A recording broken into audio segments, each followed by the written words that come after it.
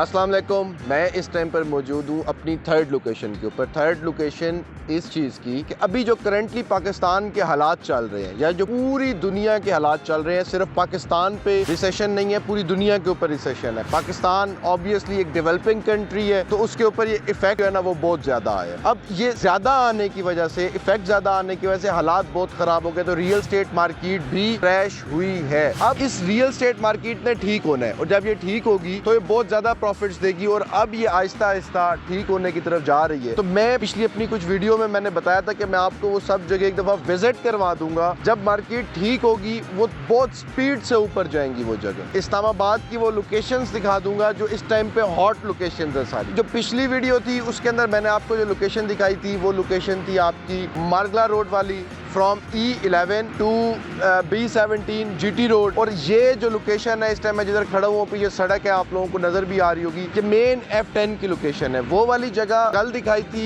उधर कम पैसे वाले लोग भी अपने लिए जमीन खरीद सकते हैं। ये जो जगह है यहाँ पे सिर्फ अपर क्लास जो है वो अपने लिए जमीन खरीद सकती है। यानी कि ये ऐसा टाइम चल रहा है कि अगर आप इन्वेस्ट करेंगे तो आपका जो हजारों है वो लाखों में बदलेगा, और जो आपका लाखों है वो करोड़ों में बदलेगा, और करोड़ों अरबों में बदलेगा। तो आप जितने पैसे भी आप उस मुताबिक अपनी जगह लेंगे। तो ये दूसरी वो लोकेशन है जहाँ पे मैं खड़ा हूँ, F10। ये बिल्कुल इस्लामाबाद के दरमियान में है। पहले ब्लू एरिया बना था, और आज आपको पता है ब्लू एरिया किधर है, इस्लामाबाद की जान है। तो ये न्यू ब्लू एरिया बन रहा है। कि मेरे पीछे आपको जो है ना ये बिल्डिंग्स वगैरह नजर आ रही होंगी। मैं कैमरामैन को रिक्वेस्ट करूंगा कि ये आपको दिखा दे। अगर ये दिखा दें तो है, तो ये मर्जी के मालिक, हम रिक्वेस्ट ही कर सकते हैं, और हम क्या कर सकते हैं। तो ये बिल्डिंग्स जो है ये स्पीडली इधर बनना शुरू हो गई है। कल को यही बिल्डिंग्स होंगी। आपको यहाँ पे रेंटल वैल्यू, जो एक नॉर्मल रेंटल वैल्यू होती है वो 0.5% होती है किसी भी प्रॉपर्टी के, यहाँ पे एक्स्ट्रा ऑर्डिनरी मिल रही होगी। तो ये लोकेशन ग्रैब करने वाली है। ये डेली डेली नहीं इस तरह से सिटी डेवलप हो रहा होता। इसके इस साइड पे मैकडोनल्ड्स है, इस साइड पे जो है ना वो आपको पीछे सेंटोरस शायद नजर आ रहा हो, मेरी बैक पे सेंटोरस है, पीछे सारा ब्लू एरिया। तो ये हब है इस्लामाबाद का। यहाँ खरीदी हुई कभी भी चीज आपको नुकसान नहीं देगी। यहाँ पे अपार्टमेंट्स हैं, यहाँ पे कमर्शियल्स हैं, यहाँ पे शॉपिंग मॉल्स हैं, कहीं पर भी आप इन्वेस्ट करेंगे।